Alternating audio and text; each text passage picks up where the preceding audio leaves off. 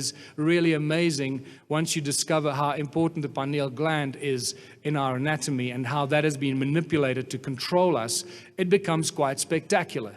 So basically what the pineal gland is a frequency receptor, right? Just like our eyes are frequency receptors, they pick up the frequency of the visible light and convert it into something that our brains understand. The same thing with the pineal gland, except it's embedded in the middle of your head. You don't need a lens. It just picks up all the other frequencies and converts them into, understandable information. Well, that no longer seems to be the case. But there seem to be some people that are awakening and are regaining the ability to use their pineal gland.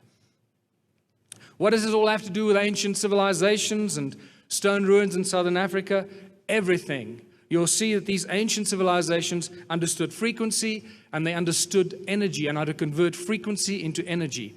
And that is actually amazing. Even the simple formula that Max Planck uses, that frequency equals energy, starts to come home, and it becomes interesting how ancient civilizations and modern physics overlap very, very comfortably.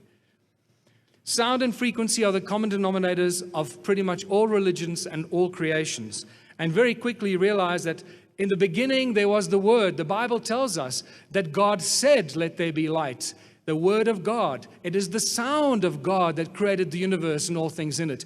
And in Hinduism and in Eastern philosophy, it's the primordial sound, the Om or the Aum, that created all things. And very quickly, do you not only realize that sound seems to be the primordial source of all things in the universe, but very quickly you reconcile Eastern and Western philosophy that gave birth to all these religions, and also understand and lay the foundations for this thing called laws of nature, sometimes referred to as sacred geometry. And boy, when you say sacred geometry, some people go running for the hills because it's got the word sacred in it, right? And it's some wishy-washy religious thing. No, we can't get involved in that. We don't understand sacred. I don't know what that means. Well, sacred actually is a Greek word that means fixed. So we're dealing not with some wishy-washy religious principle, but we're dealing with fixed geometry as it's fixed by the divine creator, the primordial source of all things. And suddenly, everything changes, and we realize that there's only one law of nature. Only one law, and that is the law of nature.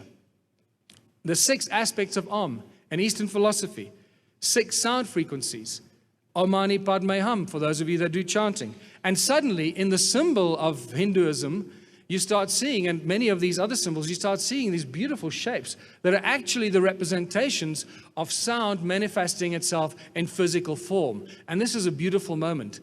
This goes back to the 1700s with the Chladni plates, and then Hans Jenny's research in the 70s, 60s and 70s. It's been fantastic. Go away and have a look at that. You'll see the most phenomenal things come to life. And then you realize that these 6 aspects of Om are perfectly represented in sacred geometry or in the biblical tale of the 6 days of creation. There you go. 6 circles around one, and on the 7th day God rested. And you realize that we're combining all this stuff into the laws of nature that starts to show us the source and the origin of these things, and it all seems to come from sound. And it's interesting to see that the number 6 thing is not just restricted to, Christianity or Hinduism or so forth, but even Egyptian religion talks about the 6 aspects of the eye of Horus, or the eye of Ra. And then you realize that the 5 basic Platonic shapes, the 5 primary frequencies, the 5 primary shapes that seem to give rise to all other matter and all other frequencies are all inextricably linked to the 6 days of creation. First there was the void, and then you see the 5 following days of creation. And you see how all this starts to fit together as the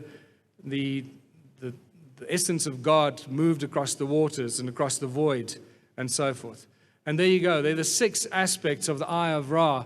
So it's not just restricted to Western and Eastern philosophies, but also Egyptian philosophy and way beyond. You start seeing it popping up in other ancient civilizations as well. And we're actually seeing the number 6 when you start, when you finally get exposed to the wonderful work of Willem de Swart in The Secret Numbers of God. You'll understand that this number 6 is very important because it actually represents the physical world and the representation of the manifested and the imaginary world that we perceive around ourselves, this thing called the nature of reality. Vibration frequencies, harmonics, resonance, that is the stuff that makes up the universe and everything in it. Why are some numbers so significant? Well, sound seems to be primordial seed. We've discussed that already. And you realize that, see, these ancient civilizations used all these numbers. And they didn't just throw these numbers out, like have a board meeting and say, well, let's use number 3 all the time. It'll really confuse the crap out of future generations. Yeah. And number 7 is a cool number. We'll use 7 as well. And then, hey, 12's good. And then what about 22? Okay, let's use these numbers and see what happens. These guys knew exactly what they were doing. They understood the laws of nature, and they applied it to everything they did. And that's the phenomenon that we find when we start analyzing the structures and the monuments in Egypt and everywhere else on earth. And that does not exclude South African ruins and the ancient civilizations of South Africa. In fact, they become highly visible in that. And the number 3 is the Holy Trinity. And it can be represented in so many different ways, right? The way that you can explain it in music and in frequency is 3 notes make up a harmonious chord. Right? The first note is just your note, your reference point. Your second chord is your reference point. Your starter note, your reference point. And only when you play the 3rd note and complete the Holy Trinity, you complete the trichord and you complete the harmonic chord. And then you can manipulate that chord and you can, make it a flattened 3rd or augmented 7th, and you can manipulate people's emotions. Look what soundtracks do to people. They make you weep in a movie. It's not the visuals, it's the soundtrack that makes you weep. It's the sound that harmonizes and vibrates with your soul and with your heart, that moves you. It's not the visuals. Number 7 and 8. What has number 7 and 8 got to do? Well, there's 7 whole notes in one harmonic resonant octave. The 8th note is the end of that octave and the common boundary between the one and the next octave. So it binds them together. And in that notion, you realize that that's how all these vibrational harmonic frequencies and these bubbles of the universe are linked together by their common boundaries of their harmonic resonant frequencies. The number 12 and 13 does the same. When you take 12 spheres, you place them perfectly around 13 spheres so that they all touch. 12 disciples around Christ. You see the symbology coming out of that, and you realize that all comes back to the laws of nature, not to the laws of science or mathematics, the laws of nature, sacred geometry. And 12 notes in one harmonic resonant octave. That's the 7 whole notes and the 5 semitones, right? The black notes. Together, they're 12. And the 13th note is the boundary of that harmonic octave and the common boundary between the next one. And then you suddenly see this number 22 appear everywhere. 22, you start seeing everywhere the moment you start researching it. And you realize that, how dumb can we be? 22 is one of the cosmic numbers because 22 over 7 is pi. And that is the common denominator between all circles and all spheres. No matter whether they're this big or the size of the universe, their common denominator number is 22 over 7. And they all share that number. And that is their ratio by which they are linked. And when you get deeper into this ratio thing, you realize that that is the fundamental thing that we need to pay attention to understand what ancient civilizations were getting up to. It gets really, really exciting. The deeper you get into this sacred geometry, wishy-washy religious stuff, right? Now, pioneers of sound, there have been a number of people in the last 100 years that understood this and embraced this and used sound and frequency to do all kinds of amazing things. But unfortunately, these people have been removed from the mainstream of society because their information was highly dangerous to the mainstream of society, right? Royal Raymond Rife in 1931 was quoted to be the man that found the cure for all disease. He also discovered or manufactured those first amazing microscopes that could see viruses and bacteria and living cells for the first time, that they could actually look at them. Obviously, they didn't like that. When he found the cure for all disease, you can imagine what the pharmaceutical companies did to him. They said, "You did what? You found the cure for all what?" "I don't think so, buddy." And unfortunately, he didn't get very far with his cure for all disease. And what did he use? Frequency. Sound frequencies and other forms of frequency. There's still a huge debate about exactly what kind of frequencies he used, but there seems to be some information that he used about 750 different frequencies to cure cancer and all kinds of other diseases, everything you can probably imagine. And then recently I found a guy in South Africa by the name of Paul Gravenstein. He gave me permission to talk about him and talk about his work. Well, he is the new modern day Royal Raymond Rife.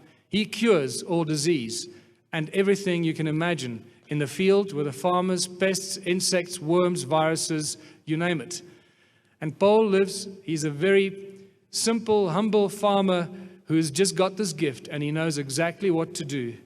And the one thing he told me is that he uses more than 50,000 frequencies to cure all these diseases. And he's got the ability to identify frequencies of anything you can imagine.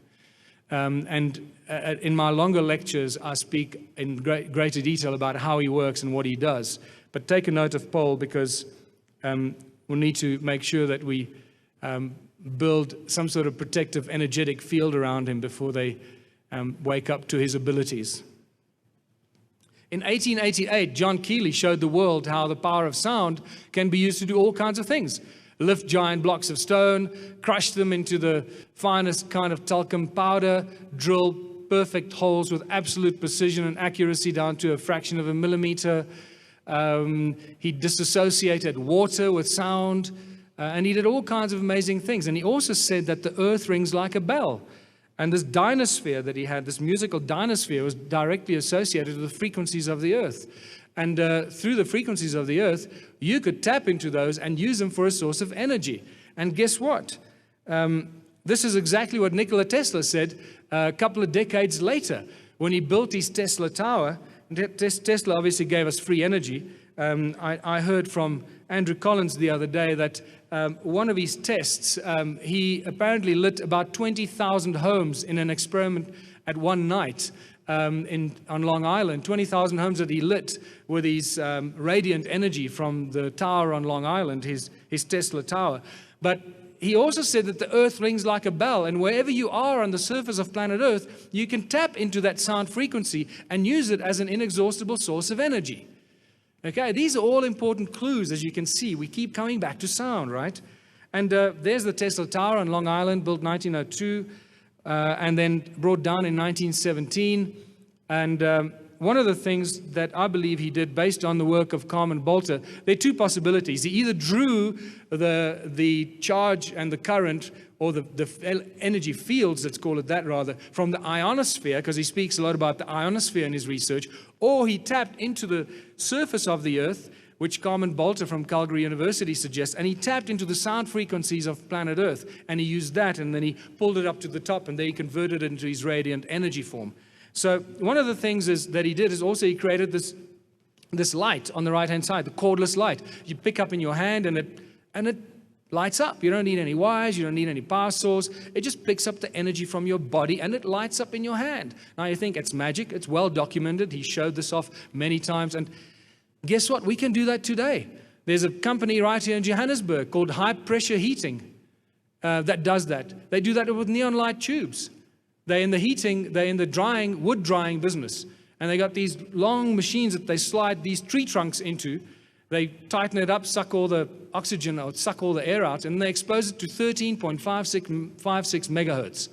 The way they test whether their machine is calibrated correctly and if it's going to work is by taking a tube of neon light, and they stand above the machine. And if the light lights up in their hand, they know that their machine is calibrated correctly and that it will work. So it's not magic. We can do it today, but we just don't apply it in our society. When I called them up and I said, well, why don't you use it in the factory and, offer it as a service, cordless, wireless lighting? They said to me, why? We're in the wood drying business. Yeah. Those are the boxes we put ourselves in. What does this all have to do with ancient ruins and civilizations, you might ask once again? Well, it seems to me from my research, what I'll share with you during the course of this weekend, is that Tesla, Keeley, and all these others just rediscovered what ancient civilizations knew very, very well a long, long time ago here in Southern Africa. They understood frequency, they understood energy, and how to put that to use in all possible ways. Everything is just frequency, including your thoughts, so be careful what you think. You've all seen The Secret or heard about The Secret and all that kind of stuff. It's real stuff. It's not wishy-washy science. It's real breakthrough, groundbreaking scientific research. It shows us how our thoughts can do things and manifest our